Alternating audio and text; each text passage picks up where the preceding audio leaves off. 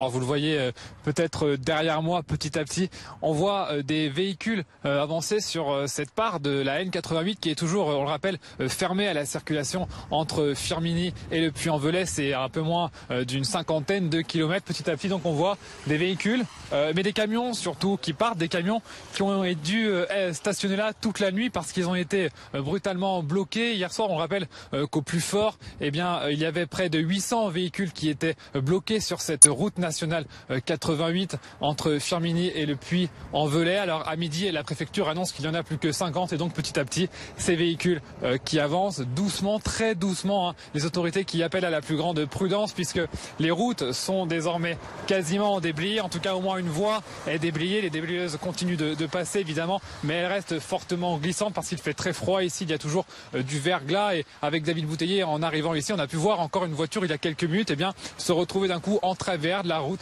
après avoir vrillé, sûrement parce qu'elle n'avait pas de neige. Voilà, la situation qui s'améliore, le soleil qui est revenu, les températures qui vont s'améliorer, ça va aider à faire fondre toute cette neige. Mais on rappelle que donc c'est toujours compliqué entre Firminy et le Puy-en-Velay. Et puis autour du Puy-en-Velay, du côté des trains, eh bien 2 lignes SNCF sont complètement interrompues et elles ne reviendront pas à la normale d'ici au moins demain. C'est ce qu'annonce la SNCF.